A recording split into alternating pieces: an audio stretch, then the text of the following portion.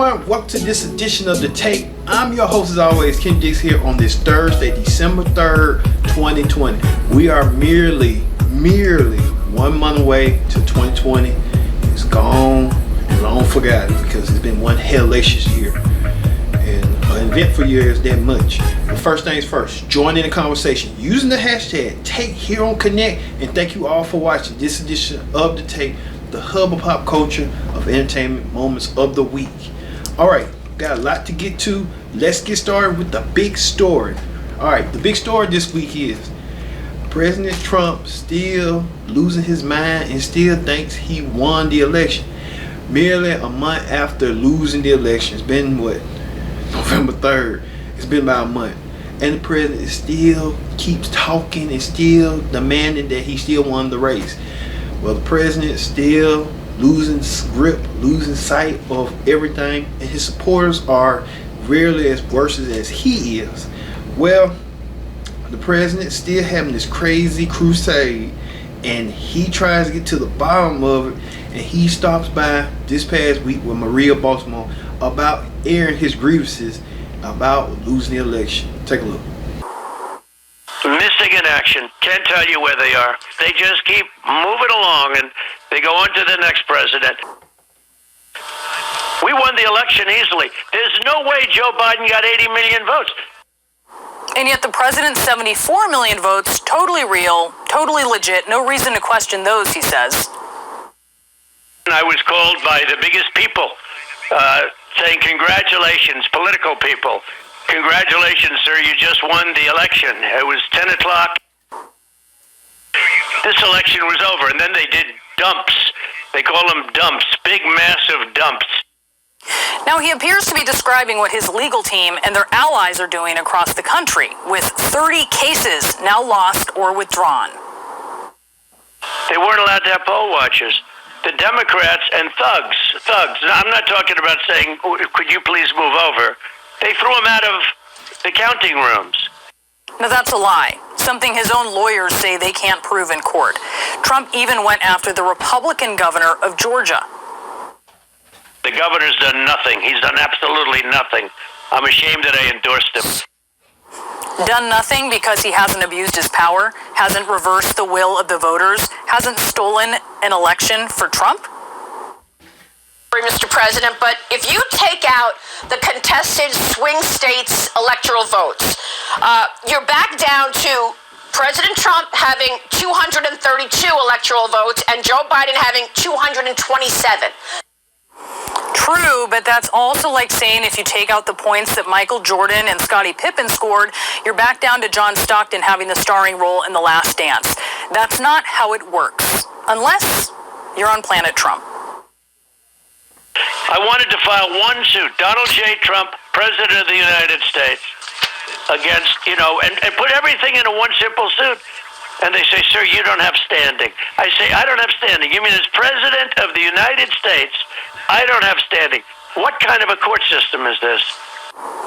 Assuming he's upset that he's not going before the Supreme Court, he doesn't quite understand that he's not entitled to automatic attendance to the nation's highest court just because he filled a third of it or because he's president. His lawyers apparently don't understand that either. We're waiting for the United States Supreme Court, of which the president has nominated 3 justices to step in and do something, and hopefully Amy Coney Barrett will come through. They're truly hoping that the president's appointments will further fuel his fantasies as he takes his fairy tale global. And you have leaders of countries that call me and say, that's the most messed up election we've ever seen. Of course, he doesn't name these world leaders, nor was he challenged to by Bartiromo, but nearly all of those world leaders have actually congratulated Biden, except for Vladimir Putin. President is losing his mind and still going crazy. And it's even more crazy that the journalist Maria Baltimore, who has a credibility, is even trying to join up with Trump with this whole stuff. This is disgusting, and we cannot allow America's election to be corrupted. We cannot. Well, how about she stops embracing conspiracy theories on national television? That might help, but if she lets the president's phone call go straight to voicemail, she wouldn't get his validation. You're actually very brave because you're doing something The media doesn't want to talk about it. There were so many conspiracy theories and lies in this interview that his decision to boot Sidney Powell off his legal team for being too tinfoil hat is a rejection of Trump's own actions and that of his lead lawyer, who keeps saying the quiet part out loud. The city of Detroit probably had more voters than it had citizens. I'm exaggerating a bit, but all you have to do is look at statistical data. We are, the courts are, the facts are not on your side. It just don't make no sense. It's just like you're a journalist. You're supposed to be impartial. You're supposed to be in bounds. You're supposed to be fair and balanced. You're not supposed to be siding with the president. But the president continued his tirade, going after Georgia officials. Even this governor, Brian Kibben, he wrote this tweet right here saying that the governor didn't try to look out for him and didn't try to reverse the decision. But the governor can't reverse the decision because it's been elected by the people of Georgia. It's just like Trump is still losing his mind. He's still losing the grip of reality. And it's just like he's getting crazy. He going after the Georgia governor. He said that the Georgia governor, he regrets endorsing him. If he wouldn't knew that, he wouldn't endorsed him. Well, it is what it is. It's a crazy, strange bedfellows. If you see right here, bedfellows. Well, like I said, Georgia officials everywhere trying to clean up this mess, and Trump still at it. But meanwhile, his wife Melania is wishing upon a star. Is looking a lot like Christmas for her as she unveils the Christmas theme called America the Beautiful. And let's take a look at the highlights.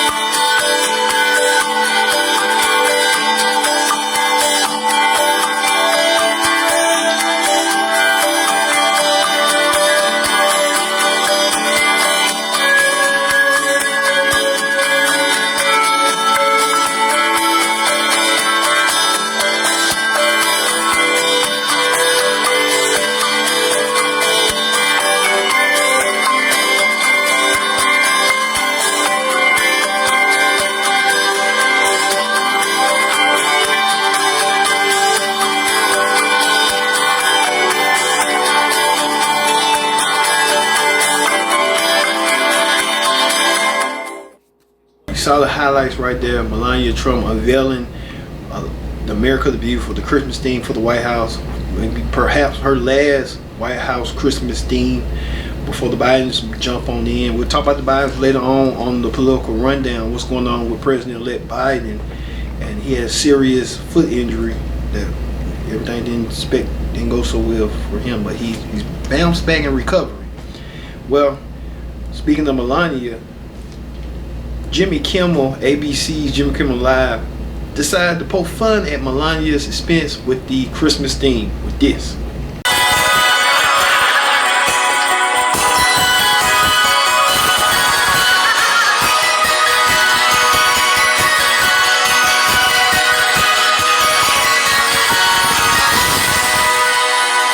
Well, you know, at least he's having fun with it. That Melania trying to say, get me out of here. You'll be out in a mere month away, a mere couple of days away, nearly about 50 days away until they had to inaugurate the inauguration of Joe Biden coming soon. So she'll get her wish. And she was so blissful and happy last week that the tree was coming. I guess she was blissful and happy that she's about to leave the White House. She's going to leave. She's going to become a private citizen again, and the president don't have to do this demanding and stuff like that. So President Trump still having his thoughts on that. So he's gonna continue on yapping until he stopped on yapping. He's still yapping until after the inauguration Biden become president. So that's how Trump is. All right. In celebrity news, rapper Snoop Dogg made a rare appearance of the Mike Tyson Roy George Jr. fight. You know, that highly anticipated fight that people was talking about. Now, I thought Tyson was going to win. He did win, but Tyson still looking in great shape and great condition. Roy George Jr. in great condition as well. But it's just they had passed their prime. I think Mike Tyson just wanted to do something like a habit, and that's all he know, boxing. He just like a raisin. He just won't quit. But everyone thought that Tyson was going to be the breakout star of that fight. But rapper Snoop Dogg did the commentary and left folks amazed with this. Yes, rapper Snoop Dogg with the commentator, and he's want to be a boxing commentator, and people think Snoop Dogg should be one. So if it's in the future, Snoop can add commentator, boxing, sports commentator to his resume as rapper, actor, weed, a new conservator, enthusiast. So hey, Snoop Dogg do his wrong. But Wendy Williams even chimed in or put her 2 cents in on what she think about Snoop Dogg. Take a look. To hear fight talk, because I like to hear curse words and hit him like this and hit him like that, you know. And they said that he really does have a future in commentating other sports. They're saying that Snoop was the big winner of the night because he was the set side commentator, and he was talking like we like to hear fight talk. Because I like to hear curse words and hit him like this and hit him like that, you know. And they said that he really does have a future in commentating other. See right there, Wendy Williams trying to put her 2 cents in, and hey, the sky's the limit for Snoop Dogg. If he wants to do it, let him do it. Hey. Speaking of that, according to reports that Rihanna and A$AP Rocky are dating, were longtime friends, who collaborators, and now lovers. It was bound to happen. Rihanna, A$AP Rocky, when you see somebody that you truly vibe with, it's a connection, it's a bond. So it was gonna happen eventually down the road. Just when it was gonna take place, we just don't know. Also, this past week was the Soul Train Award. Well, they did it COVID style and it was on BET, so you couldn't, have a live crowd. It was like a small nightclub gathering. But we can't show the footage, but we can show highlights a little bit of what we had edited and see. Take a look.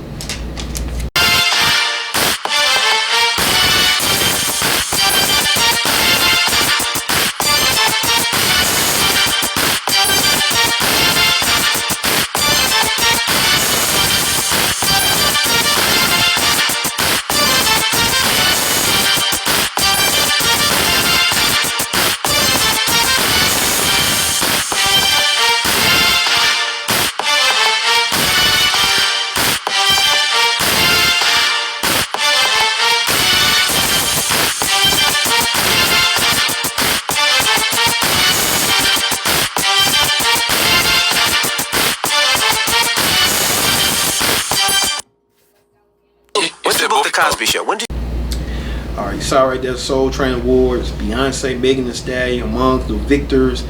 So Savage, Erykah Badu, Monica receiving the latest Soul Award. Monica did a good rendition of her melodies from the 90s to today. So it's been vast of 30 years of music from Monica, and Monica continues to evolve and grow. Just stay away from C Murder and you'll be straight.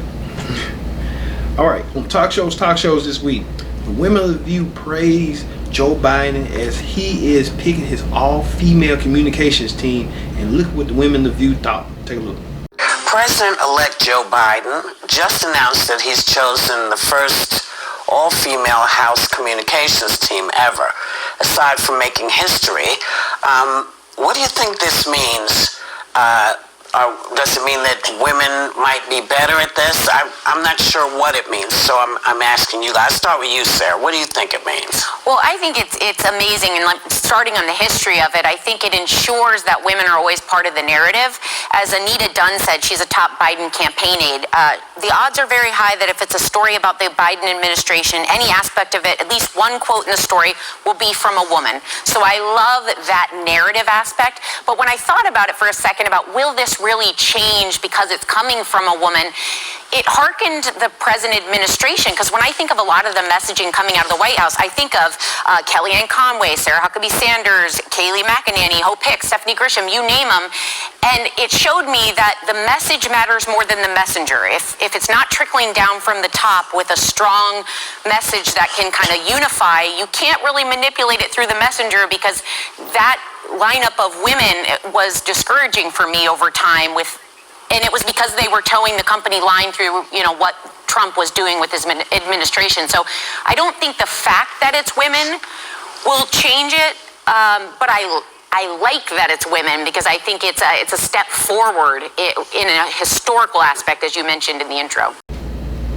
The women of View are a little astonished and happy, elated that Joe Biden's picking all women. You see Simone Sanders, she's going to be in the Biden communication circle, even being Kamala Harris, his press secretary. So good look for Biden choosing women. He even picked Janet Yellen to be the Treasury Secretary. If this happens, she'll be the first female Treasury Secretary in U.S. history. So a lot of historic makings today. All right. On Ellen, Justin Bieber stopped by and he talked about with Ellen whether or not he started a family. Take a look. You saw the Biebs right there pondering. He said that he leaves up to Haley, but he would like to have kids. So Bieber wants those kids, and Bieber is a baby making machine. He can play one of his songs, Baby. So you can see that on the thing. So don't be shocked on that. Don't be surprised. Also, on Ellen, rapper Lil Nas X looking like Krampus. I really do when I look at the two of us next to each other. Lil Nas X is here. You're all dressed up as Santa, so we should give away some gifts, don't you think? It's time for day 6 of my 12 days of giveaway. I know. Visit the show and look like that. Man. He helped Ellen with her 12 days of giveaways, and it was just weird. Just that look. Ugh, I just tell you. Tell you right then, it's the truth. Alright, that is Talk Shows. When we return, we'll have more Take. Don't go nowhere. This is the Take on Connect TV. Stay tuned.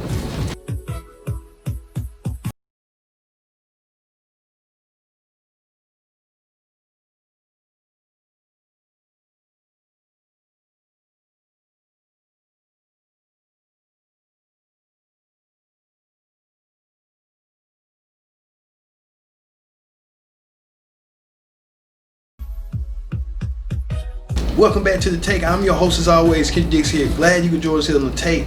Join in the conversation using the hashtag Take. And don't forget to subscribe. Subscribe is caring. Tell a friend, call a friend, subscribe. As The Take is the hub of pop culture and entertainment weeks of the week. Now, like I said, The Take, this is the 3rd. This is Thursday, December 3rd. So, hey, we've been chilling and banging with you, the audience. So let's get to the political rundown. On the political rundown this week, President-elect Joe Biden hurt his foot while playing with his dog. Before he went to announce his COVID team and his presidential cabinet, he stopped by with the press and gave them an update on his condition with this.